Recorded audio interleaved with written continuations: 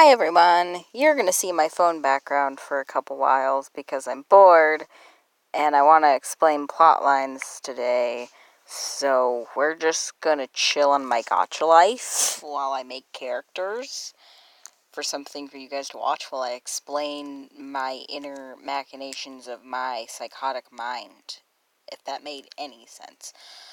So, start off with Bryan's backstory and plotline and insanity and how I created half of this shit, cause yeah.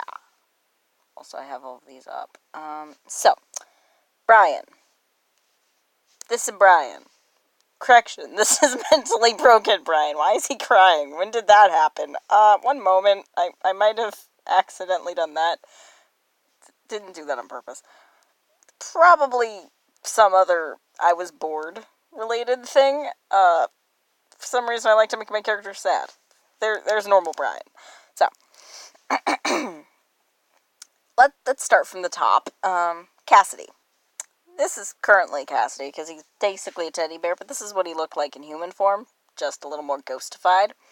And Cassidy is the first personality in all of this lineup. He is Afton's son, but he's also half the son of Aphrodite. Yeah, that god. We're going off the famous films plot lines from his FNAF series and Triple O series, aka Origins of Olympus, and then somewhat kind of in the future, technically FTO, but not, because convoluted messes. All of this is confusing. There's multiple timelines, so I could add in other headcanons for characters that don't fit into this main plotline, but that isn't what we're going to work on right now. Main point is Cassidy. This Cassidy, he's the first personality of all of this. He becomes emotionless and basically mentally broken, and he ends up splitting his personality in multiple pieces. The first one to appear is Chris. That's this little guy. The problem is, he is the manifestation of all of, one moment. He's the manifestation of all of Cassidy's wasted emotions. The emotions that no longer exist, that's what Chris currently embodies. So he is far more emotional than everyone else, and happens to always be crying. Or laughing maniac, like a maniac, because, he can't contain his emotions, which causes issues. He also really likes to hug the teddy bear, which Cassidy now possesses. Because of his emotional thought process, and after Emily died, aka Elizabeth, aka, literal baby, died, he ended up, breaking completely, and just became an emotional wreck, which caused Bryan to appear. Now, Bryan possesses all the magical abilities of the god side of him, aka the demigod version. The fact that he is a demigod, he possesses all those magics and happens to be able to use them. He is a little more sane than the other two, but still pretty emotionally broken from everything that happened, because, well, who wouldn't expect Afton to be very, very abusive? Now, he appeared just before... Okay, so here's the timeline. Afton ends up taking Bryan away from his mom, aka, literal Aphrodite, and his twin sister, Bree, because we're going off the Triple O series, and I preferably think those two are twins. Just my personal preference. Now, Bryan is abused along with his half-sister, Elizabeth, and they become, well, siblings. They are siblings, but they become pretty good friends, and protect each other from their dad, who would be Afton. William Afton. Yeah. Bryan's last name, true original last name, is Afton. Now, eventually, the events of FNAF 4 happen, except a little changed. Cassidy sees baby get scooped. Now, this happens, Elizabeth get crunched by baby. This happens just before everything in the FNAF 4 ending, the minigame scenes. All of those scenes and days happen, though a little different, mostly days at home, sitting in his bed, or he does walk down to wherever. I'm not very familiar with the original game storyline, but pretty much what happens in the game storyline happens here. Unless it contradicts the storyline, which then probably not. I'll look at it later. But the main point is, Bryan ends up starting to get nightmares, and for 4 days he has these nightmares. and then his birthday hits. Now remember, baby died, or Elizabeth died 4 days before Bryan's, or Cassidy, or Chris, all three of their birthdays, because, they're all the same person. They're all aspects of Bryan's personality. That's why, we see Remus. Oh, wait, I haven't actually made that character yet, but I'll explain. I might have had Sanders' sides in here, too, because personally I believe he has multiple personalities. It's just my thing. But anyway, main point is Bryan, when he gets crunched, Crying Child takes over during that moment, which is why he's crying so much, and isn't really able to get out, and Cassidy ends up possessing the golden suit unintentionally, but isn't able to, backtracking here, he tries to possess the golden suit, but fails miserably because, the bear crunches Bryan, and we get that little scene, the little cut scene with all of the things disappearing, Cassidy speaking to him, and currently Chris is crying in a corner. We're going to pretend like Chris and Bryan kind of merged here for a second, but then unmerge, because, I can't add in a second character there. I don't know. I could, but I couldn't. But anyway, moving on, because everything just got 10 times more confusing. I'm bad at explaining plot lines when it isn't to an actual person, it's just to my phone. Bryan ends up getting turned into Cassidy, aka, literal Golden Freddy. Now, they stay like this for a while. All three personalities are locked in there, and all of their negative emotions towards their dad and everything else manifest into Vile, who is the literal manifestation of all of Bryan's insecurities and anger. He is just psychotic. He's problems incarnated, basically. Now, all this happens before FNAF 6, the FNAF 6 roleplay with Bryan and all of that. Now, Bryan, at this point in time, doesn't know about his heritage. He doesn't know that he's the son of Aphrodite. All he knows is that he does possess wings. Now, when he is technically supposed to turn 10, though remember the kid died when he was 5, so it's still a 5-year-old soul in his body. He ends up getting ripped from the Freddy suit, causing all 4 of these people to turn into separate actual people and not just personalities, causing each person to split Bryan's soul more, or Cassidy's soul, technically. Now, everything splits, and they all become technically their own person. They have more free will and are able to actually leave Bryan's body and manifest themselves into some kind of ghost-like form. An apparition that's slightly invisible, but mostly still physical. Can pick up objects, still can be touched. You get the gist. Though the plus side is they cannot sustain physical injury. Only the body can sustain true injury, which isn't exactly possible, because, we're all immortal here, considering we aren't human anymore. Bryan ends up getting turned into an animatronic by Afton, because Afton went a little psychotic after that and tried to get him back, because, prized possession much, considering, it's kind of the literal son of Aphrodite. He basically thinks of Bryan as an object and less of a person, but he still brings him back. He brings him back in Bryan's new body, which, by the way, Bryan's an animatronic. He's actually a robot. I'm not entirely sure if I actually kept that part, because I removed it. Yeah, I did.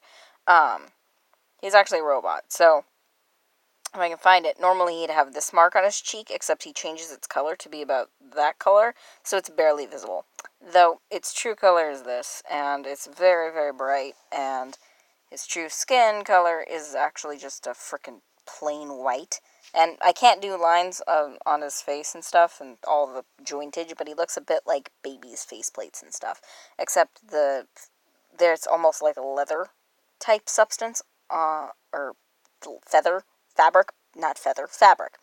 fabric over his body as replacement for skin, and it feels like skin, so, that's to mask, because you can't just use holograms for everything.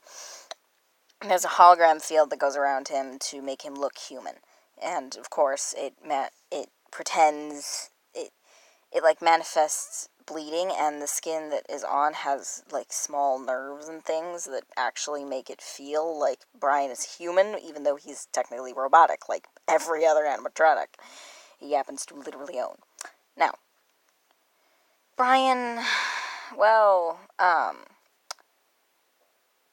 he gets adopted by the Films, which is a sweet couple who adopt him, but Well, the dad of the household becomes very alcoholic. Bryan's dealt with abusive families before, so he actually kind of reverts a bit.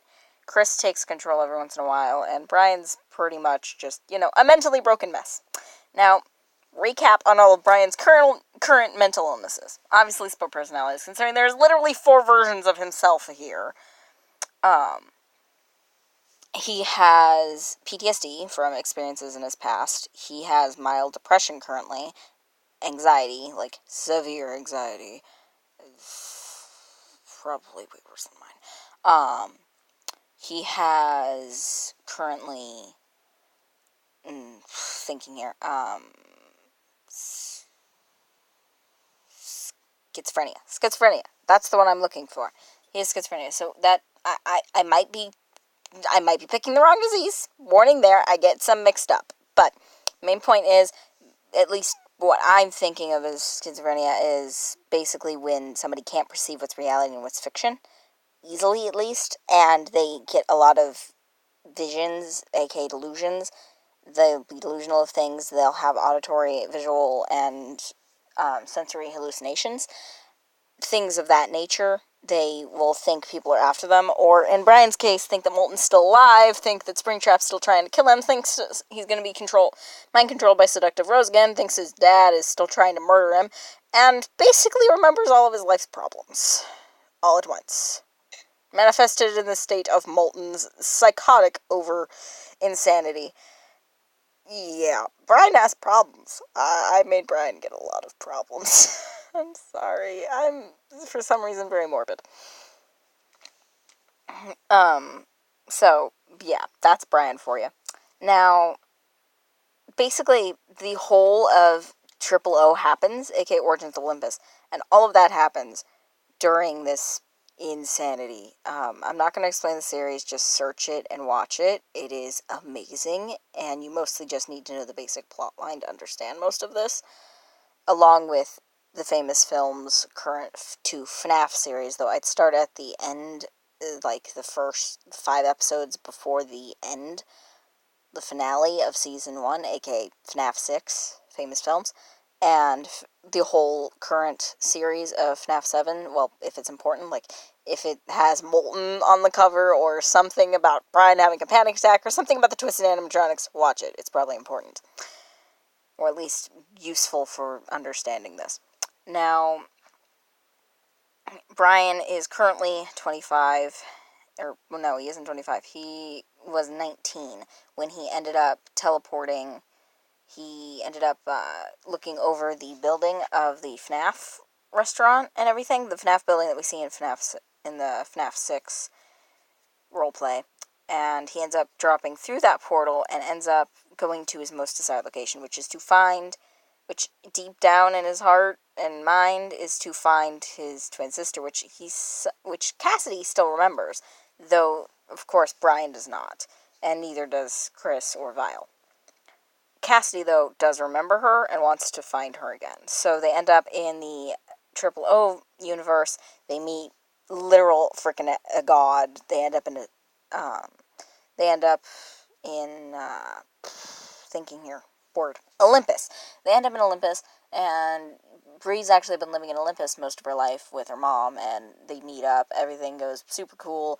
And then, they go to camp about 6 months after Bryan learns all about his powers, learns how to control all of his powers, and all of this. After he first meets his mom, he over time learns how to do all that, and then he goes to camp. He gets controlled by Seductive Rose. All of basically Triple O happens, and then he spends 2 more weeks after all of that ends mulling over things. Now, in my current headcanon plotline, we didn't get an ending for Triple O from Bree or Austin, which is like, come on, cliffhanger central over here.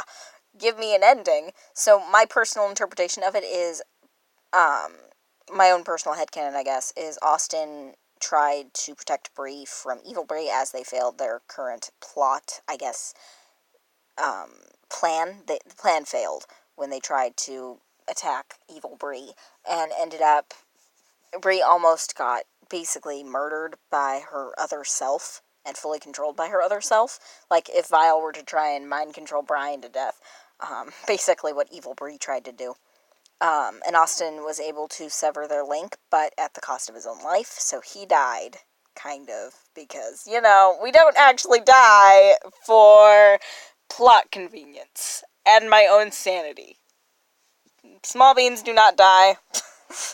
And of course, the mama bear of the century who would probably be murdering everybody in sight if he ever learned his cute little son died, the cute bean Michael, also, of course, dies canonly and in this series as well, though we see a little more. Now, after all of that goes down, everybody's grieving over the lost. Mario's still pissed at Bryan. That's a thing. Bryan's trying to fix everything, kind of failing, and going through, 40 more mental illnesses. Thanks for giving him more PTSD. How much more does this child need? Oh, he gets so much more in the end, too. He gets so much PTSD in this series. I don't know why I made everything so freaking sad. But I did. So, there's all of that. Bryan ends up opening the FNAF locations, and basically everything that happened in his past doesn't invade his current life in all of the insanity that is the FNAF 6 and FNAF 7 series on Famous Films channel. Though the secret reason he loves the portal so much is because he goes to visit his sister every once in a while and say hello and make sure everybody's doing okay. He does actually explain all of this to everyone before he leaves for the first time to come back and start up not FTO, we're not talking about FTO, the FNAF location, aka FNAF 6, the pizzeria and everything. He does explain to everybody in the camp, explains his past experiences, basically explains his stop story of insanity and possibly internally dies a little bit over the whole situation. He actually lets Chris and then Cassidy both have turns over everything. Chris has a mental breakdown, so Cassidy takes over being the monotone little floofle he is, and explains everything pretty clearly, while the other three are currently dying inside of Bryan's own head. Now, my personal current fan fiction is that Bryan, while after he leaves Urza's place, Bryan ends up getting in, a car wreck, and his animatronic body, completely dies. So, he ends up having to fix everything in this sense, and fixing things when you technically are supposed to be dead is kind of hard. Bryan ends up, his soul kind of just wanders, and then basically goes unconscious, in a comatose state, except for a soul. Now, during this time, his mind is still technically active, as it's mostly part of his soul and not really part of his head, considering if it was, I doubt he'd have any more of these problems, considering, he a robot.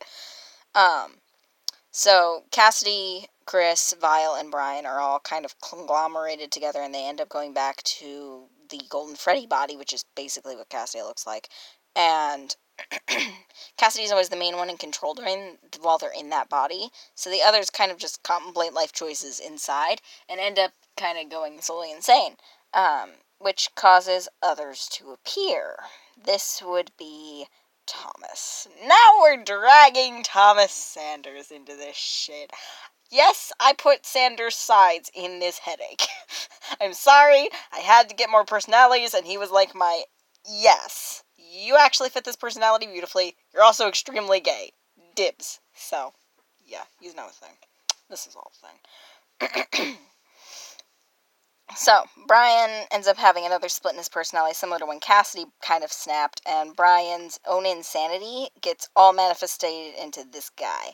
His name is Logan, and he is, or not Logan. We already have a Logan. Luca. We're gonna go with Luca, because I don't know what else to call this idiot. I might make up a different name. We're gonna go with that. I forgot. I can't call him Lucas, because that's a ship. Damn it, why? Names are hard to make up for characters. Meh, I'll just search the word for insanity in 5 other languages and see which one sounds the best. That's actually what I do for a lot of names. Currently, I'm doing that just to pick a name because it's easy and surprisingly sounds pretty cool. So, off topic. Thomas ends up appearing, and along with him, after, he has another split, Roman, Patton, and Logan appear. Now, if you ever watched Sanders Sides, you know these three by heart. They are them. By the way, I totally ship him and someone else, but he doesn't. Whoa, wait. Okay, wait. Calm. Okay. If you aren't familiar with the series, this guy also is similar to Bryan in the sense that he has many personalities, not that he's actually, mentally insanely broken. And in this series, it's basically aspects of his personality, though my own interpretation is that he has multiple personalities. But that's just my own thought process on the subject.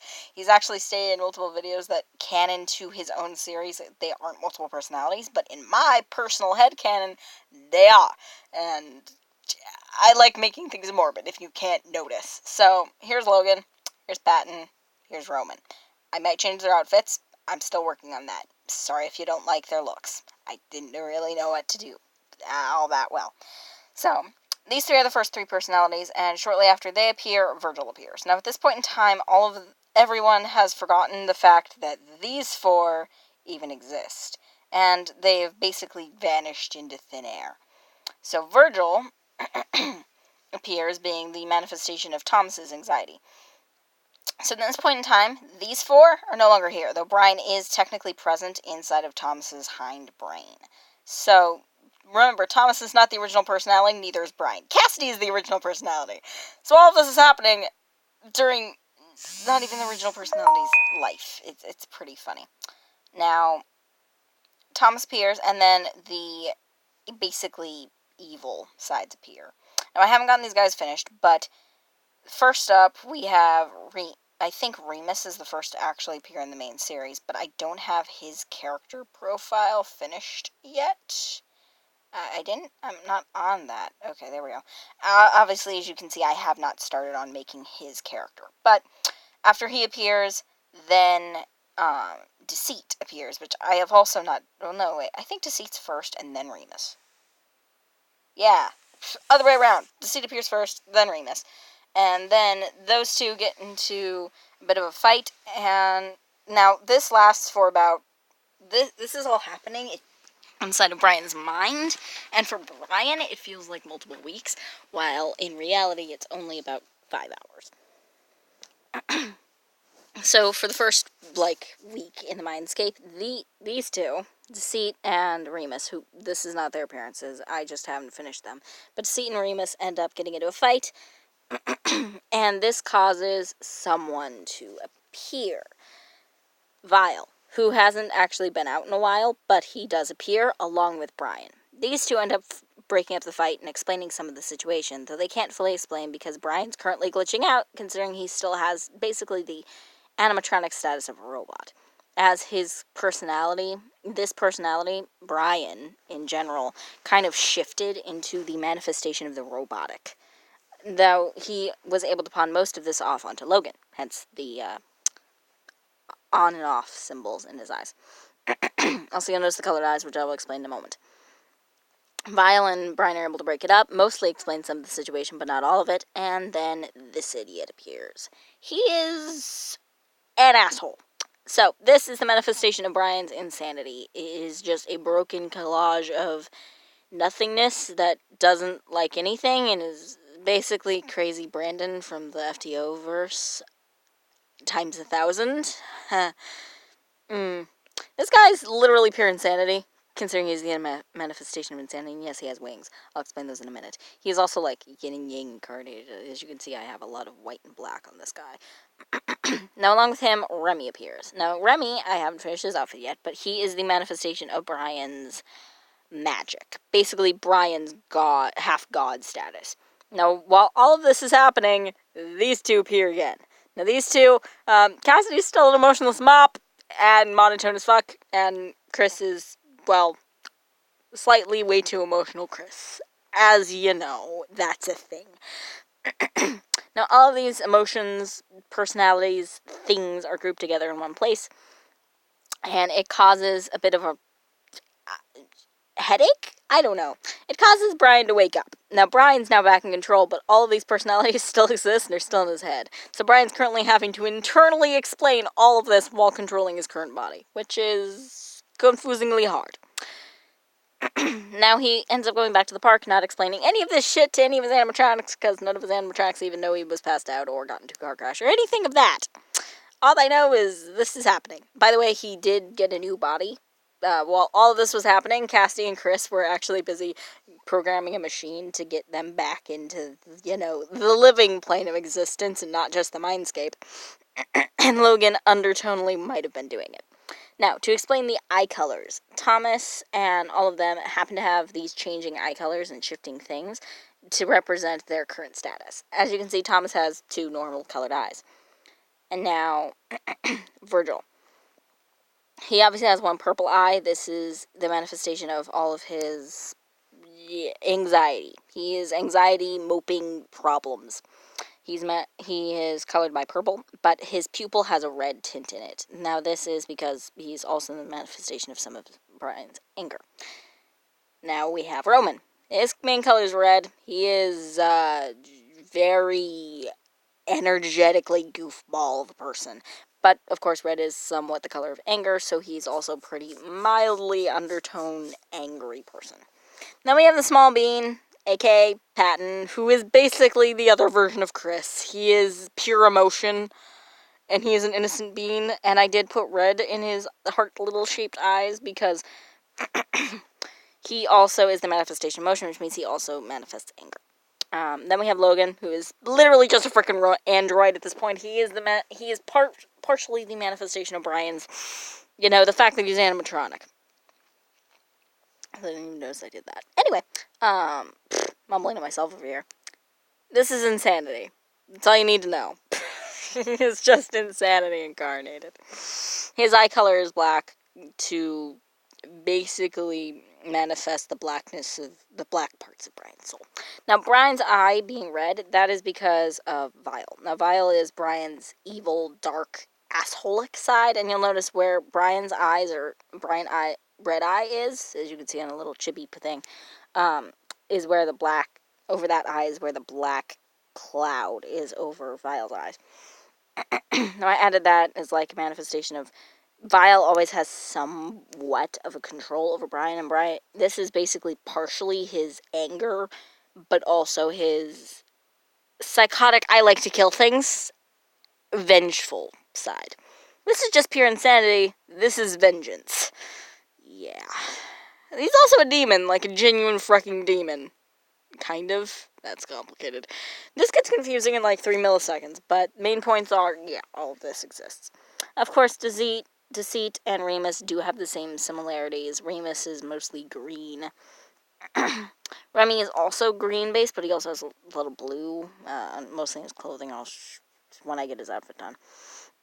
So there's all of Bryan's personalities figured out. Bryan still, has enough PTSD to sink 5 battleships, but we aren't going to worry about that part. I'm going to focus on Chris here, because he's the cute little bean, the emotional lost bean. Of course, he also shares the red eye, because Vile does have somewhat control over him. Now, Vile isn't exactly evil. He's just psychotic and problems. This also shows that they're part of the same group. And then, of course, we have you staring off in space. Yeah, that's the thing. Anyway, main point is Bryan's animatronics eventually do find out about Bryan's god status, all of these other personalities, all of the headache fuel that is Bryan's life. And upon finding this psychotic insanity, well, they don't immediately find it. Here's the storyline on how they found it. Okay, Bryan had been going back and forth between worlds, back to the Triple O dimension, talking with his current, boyfriend, Jakey, and doing all of that, and they've been going back and forth a lot, and all of that exists. And of course, all of that happens. Now, Bryan's been going back and forth visiting all of his friends, family, and, twin sister, and the portal is always on. But Freddy doesn't know any of this, and Freddy is convinced that Bryan is being a really annoying person, like, trying to hurt them. So he ends up taking small sticks of dynamite and ended up blowing up the control panel to the portal. Now, this set off an alarm system, which the stupid animatronic bear didn't know existed. Actually, I have him done here, right here. So, this alarm system wakes up Bryan, as this was around midnight, and Bryan ends up going to the portal room along with like half the other animatronics who happen to come online because of it, because of the loud noise. They all go in, and Bryan has a mental breakdown, which causes all of the electronics in the vicinity, including some of the animatronics, to slightly buzz out. Mostly Bryan being the main one's glitching like no tomorrow. I couldn't talk there for a second. His holograms disconnect, break, freaking lower, I guess. And all of his personalities end up spilling out into the floor. In soul form, of course, because they can't actually be physical beings. But they are still there. They all ask what the fuck, why we're just kicked out of the mindscape. Virgil's angry, Roman's scared, Patton's being the small innocent being that Patton is always, and trying to literally hug everything, being the goofball that he is. Logan is being the animatronic android that is Logan. Cassidy's in a corner because Cassidy doesn't give a fuck. This guy's basically acting like a wild fucking animal because he's also animalistic instinct, by the way. Maya's floating, grinning at this whole situation in the same grinny manner that he currently is. Remy's off in a corner, not really caring much. He's just a little confused. And Bryan is trying to contain his own emotions and trying to fix the situation, as is Chris. All of this happens at once, and of course, Bree, being Bree, I have not created into this dimension because, well, too many personalities, couldn't fit her. Bree, aka Bryan's twin sister, ends up feeling his emotions as they are connected, being twins. Yes, that exists in this dimension.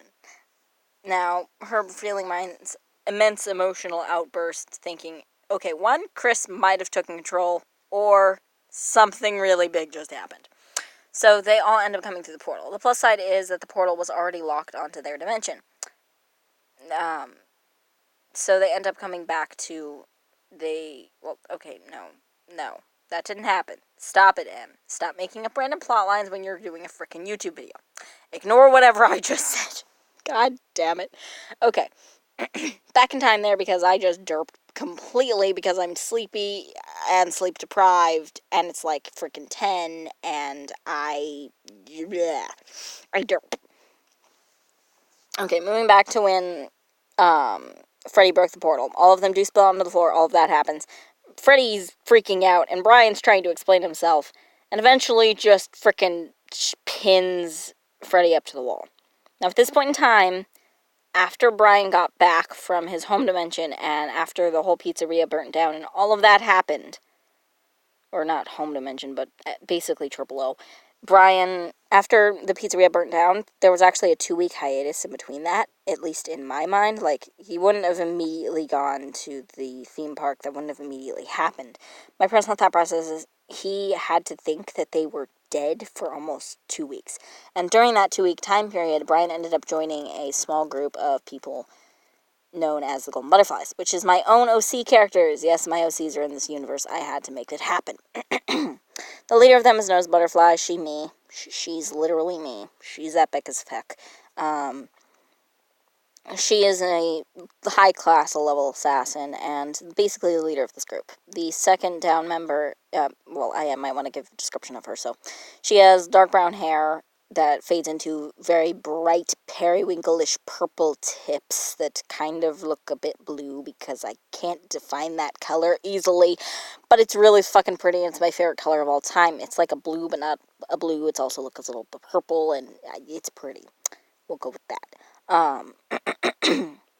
She was given animatronic wings by the second in command, which I'll explain in a moment, and she helped build them, of course, mostly the art, because she good at art, like actual me. Well, I like to think I am, but I doubt I am actually that good. She ends up becoming...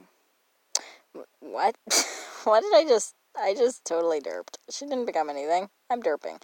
her and all of her team were given magical abilities by the goddess Athena, which, is freaking, what's his face's name? Michael. We're looking for a name here. Michael's mom, kind of. In one dimension, Michael's mom, because there's multiple Michaels, and blah. All this plotline shit's getting me confused. I'm confusing myself with my own story. Good job, Em. Good job. Okay, so all of that happened. Her second in command is named Wisp. She a legend. By the way, Butterfly actually has a tail, 4 wolf tails, a long demon-like tail. Her wings are feathered, black, purple-tipped. She has wolf ears as well. And I did originally have her have antlers, but I took those out because they were too similar to another version of that character, because, long story. There's multiple versions of people in this universe. There's versions of everybody times a million. Welcome to the world of insanity, because I'm dealing with a multiverse, multiple timelines, and insanity incarnated. Yes, timelines and dimensions in this universe have a different meaning. They are a different thing, and it's confusing. Because there can be multiple versions of someone between dimensions, but there can also be multiple versions of someone between timelines. But technically, between a timeline, you're still the same exact person, same soul. But between a dimension, you aren't the same person. You aren't the same soul. But you still look identical. Anyway, moving on. Bryan ends up having to explain his whole freaking life story to them. Bryan ends up pinning Freddy to the wall, and he joined an assassin group and all of that. And I'm not going to explain anymore in the assassin group because I'm getting tired and want to end this video before it gets too long, and it takes me an hour to upload. Bryan ends up having to explain the whole situation and ends up crying over, for the next week and a half, and Wisp eventually comes over. Wisp is basically the technology genius of the group. She comes over, fixes the machine, and everything is well again. All of Bryan's friends, I could explain all of the characters, but I'm not going to because I've already explained enough characters. I might be doing part 2 of this video tomorrow, but right now I am tired, so no. I'm also probably talking too fast for this freaking microphone to hear, but we're gonna pretend like I'm not. So, there's an explanation on all of Bryan's inner personalities and some of his storyline, but I am getting tired and don't want to explain anymore, and my phone's turning off. So, yeah, I will see you guys probably tomorrow, maybe not, maybe, who knows when. Bye!